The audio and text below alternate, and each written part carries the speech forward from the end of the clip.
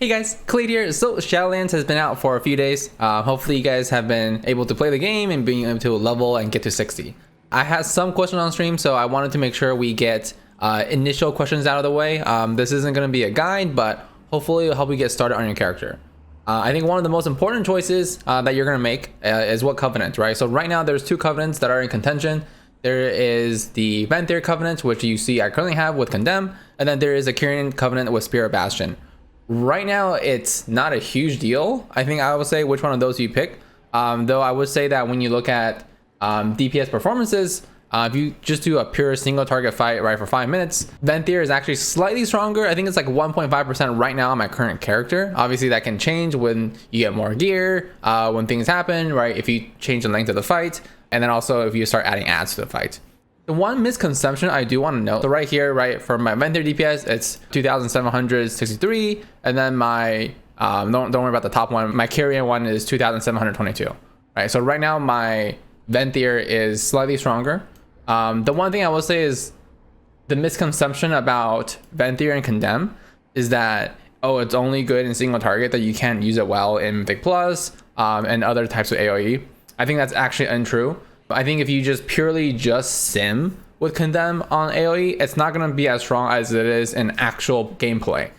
Because the biggest thing with Condemn is that when you take this, right, and you take Massacre, you're able to use Condemn for 55% of a mob's HP.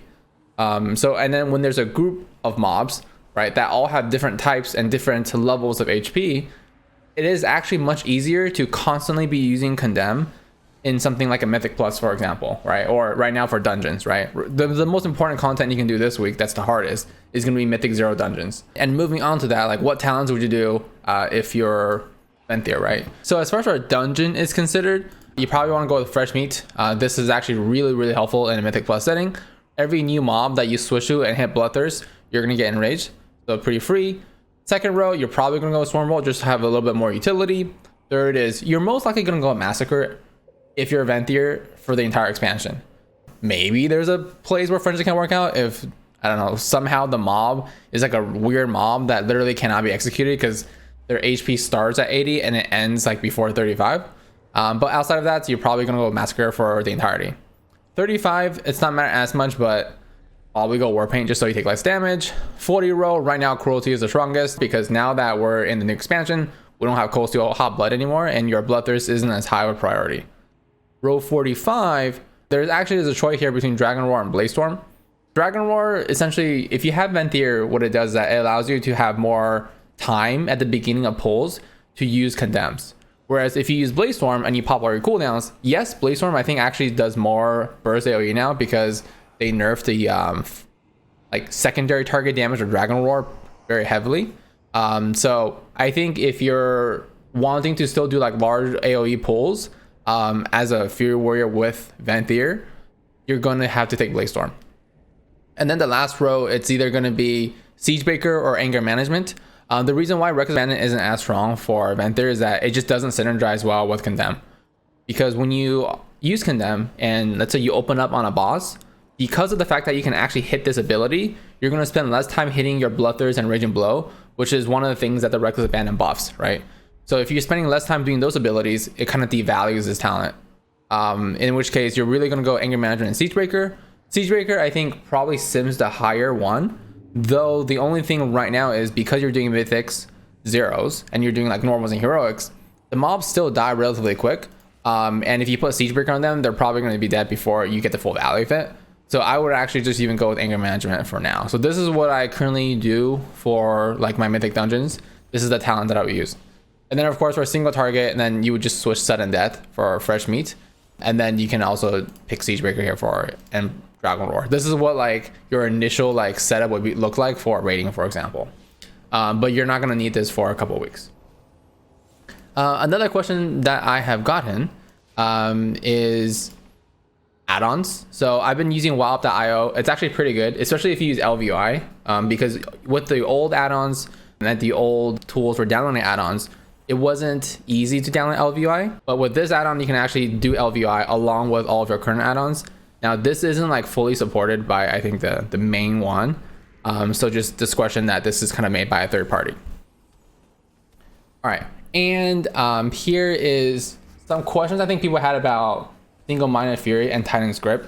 And then the other note about, I think, all sims that I've shown here is that like there's a lot of work I think still being done on sims. A lot of things are still changing, and there's things that are not even in sims, right?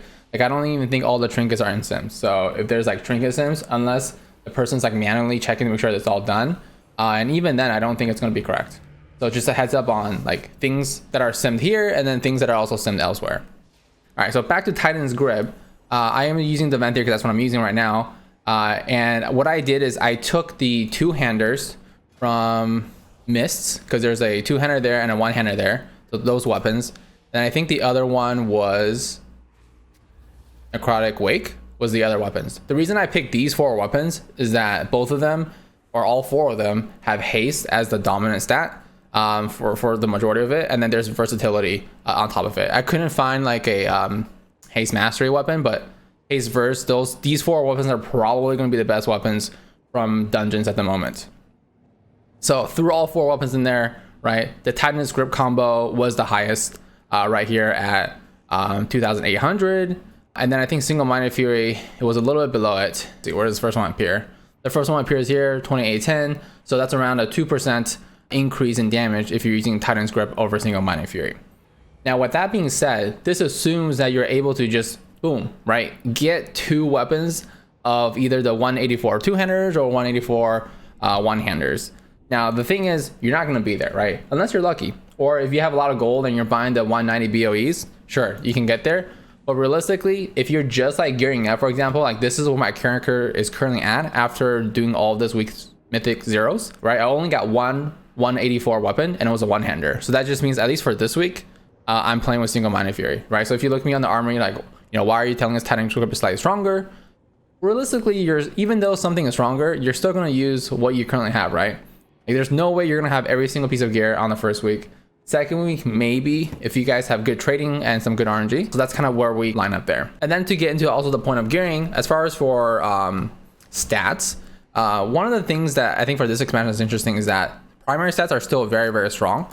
So for example, like my strength value is 2.14. So the higher this number is, the more valuable the stat is, right? So then the highest secondary stat is actually haste for me right now at 0.92. Now this is only for my character with my current gear. As far as for like when you look at stat weights, you need to be simming your own character every single time for your own stat weights. But I would say in general, what you're gonna see for secondary stats, you're really gonna want haste in the beginning of this expansion.